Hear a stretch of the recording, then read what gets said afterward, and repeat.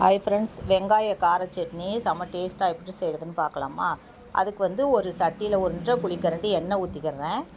எண்ணெய் ஊற்றிக்கிட்டு கொஞ்சம் 1/4 ஸ்பூன் கல் உப்பு போட்டு அடுப்பை மீடியம் ஃப்ளேமில் வச்சு நல்லா நான் 12 காஞ்ச மிளகா, இந்த சைஸ் இந்த குண்டு காஞ்ச மிளகா 12 போடுறேன். போட்டு நல்லா வதக்கிட்டே வரணும். இந்த மிளகா நல்லா பொன்னிறமாக ஆயிடணும். அப்போ தான் சட்னி டேஸ்ட்டாக இருக்கும். இப்போ பாருங்கள், நல்லா தெரியுதா வித்தியாசம்? நல்லா இப்போ பொன்னிறமாக ஆயிடுச்சு. இப்போ அதை எடுத்துக்கிறேன். இப்போ அதே சட்டியில் இன்னொரு குழிக்கரண்டி எண்ணெய் ஊற்றிக்கிறலாம். எண்ணெய் ஊற்றிக்கிட்டு 1/2 ஸ்பூன் கடலைப்பருப்பு, 1/2 ஸ்பூன் உளுந்து போட்டுக்கிறேன். உளுந்து போட்டு அதே எண்ணெயில் கொஞ்சம் நல்லா ஒரு பாதி வதங்கட்டும். அந்த அளவு வதக்கிடலாம். இப்போ நான் கரெக்டாக 10 மீடியம் சைஸ் வெங்காயம் வச்சுருக்கேன். அதையும் அதில் போட்டு நல்லா அடுப்பை இப்போ ஃபுல் ஃப்ளேமில் வச்சு நல்லா வெங்காயத்தை வதக்கிட்டே வரலாம். கலர் மாறிக்கிட்டே வரும் பாருங்கள். இந்த அளவு மாறின பிறகு ஒரு பிடி தேங்காய் நான் போட்டிருக்கேன்.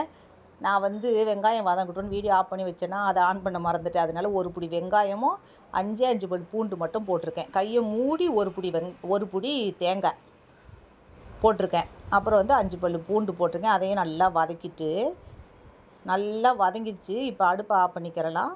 ஆஃப் பண்ணிக்கிட்டு ஒரு லெமன் சைஸு புளி வச்சுருக்கேன். அந்த புளியை சின்ன சின்னதாக பிச்சு போட்டுட்டு அதே அடுப்பில் ஒரு பிடி கொத்தமல்லி போட்டுக்கிறேன். போட்டு அந்த மிளகாயும் போட்டுறேன். இப்போ இந்த அடுப்பை ஆஃப் பண்ணிட்டோம்ல, இந்த சூட்டுலே இந்த கொத்தமல்லியும் இந்த புளியும் அது வதங்கிடும் நல்லா. நம்ம அடுப்பை வச்சுக்கிட்டே போட்டோம்னா அந்த டேஸ்ட்டே மாறி போயிடும். அதனால் அடுப்பை ஆஃப் பண்ணிவிட்டு கொத்தமல்லியும் புளியும் போட்டு வதக்கிட்டு நல்லா ஆற வச்சு, இப்போ ஆற வச்சு மிக்ஸி ஜாரில் போட்டு அரைச்சிக்கலாம். இதில் இப்போ தக்காளி சேர்க்காமல் இருக்கும், தண்ணி பசை இல்லைல்ல, அதனால் மிக்ஸி ஜாரு கொஞ்சம் ஓடாட்டி நம்ம மெதுவடைக்கு கொஞ்சம் கொஞ்சமாக தண்ணி ஊற்றி அரைப்போம்ல, அந்த மாதிரி மிக்ஸி சுத்தாட்டி கொஞ்சம் கொஞ்சமாக தண்ணி ஊற்றி நல்லா நைஸாக அரைச்சிக்கிறலாம். நிறையா தண்ணி ஊற்றிடக்கூடாது. உங்களுக்கு ஒரு வேளை இப்படியே சுற்றுச்சுன்னா கூட தண்ணி ஊற்ற தேவையில்லை. இப்போ தாளிச்சிக்கிறலாம். ஒரு குழிக்கரண்டி எண்ணெய் ஊற்றி ஒரு 1/4 ஸ்பூன் கடுகை போட்டு கடுகு நல்லா வெடிக்கட்டும். ஒரு 5-6 கருவேப்பிலை போட்டு நல்லா வெடிக்கட்டும். வெடித்த பிறகு நான் சட்னி பாருங்கள் அரைச்சி வச்சுருக்கேன். எவ்வளோ திக்காக இருக்குது. சிம்மில் வச்சுட்டு இந்த சட்னி எல்லாத்தையும் அதில் போட்டுட்டு அடுப்பை ஆஃப் பண்ணிடலாம். இப்படி போட்டுட்டு உடனே அடுப்பை ஆஃப் பண்ணிடணும். ஆஃப் பண்ணிவிட்டு அந்த மிக்சியை கழுவி அந்த தண்ணியை மட்டும் இது கூட கலந்து நல்லா ஊற்றிட்டு கலந்து விட்டுக்கிறலாம். இப்போ அந்த சூட்டிலே இந்த சட்னி எல்லாம் நல்லா கலந்து விட்டாவே சூப்பராக இருக்கும். அடுப்பை ஆஃப் வச்சுக்கிட்டு செஞ்சோன்னா அதுவும் டேஸ்ட்டு மாறி போயிடும்.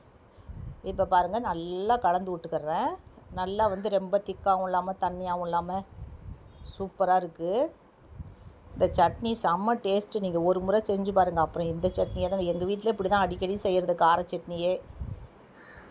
அப்புறம் இன்றைக்கி நாங்கள் தோசைக்கு தான் வச்சு சாப்பிட போகிறோம். நல்லா அந்த மாதிரி தோசை மொறுமொறுப்பாக சுட்டு வச்சுக்கிட்டு இட்லிக்கும் சூப்பராக இருக்கும். நாங்கள் இன்றைக்கி தோசைக்கு சாப்பிட போகிறோம். இந்த மாதிரி சட்னியை வச்சு தொட்டு சாப்பிடக்கூடாது. தோசையை பிச்சு இந்த மாதிரி எடுத்து பாருங்கள், இப்படி எடுத்து நல்லா நிறையா தொட்டு சாப்பிடும்போது சூப்பராக இருக்கும். காரம் மீடியமாக தான் இருக்குது. நீங்கள் இதே மெத்தடில் செஞ்சு பாருங்கள். குழந்தைகள்லேருந்து எல்லோரும் சாப்பிட்லாம். சூப்பராக இருக்கும்.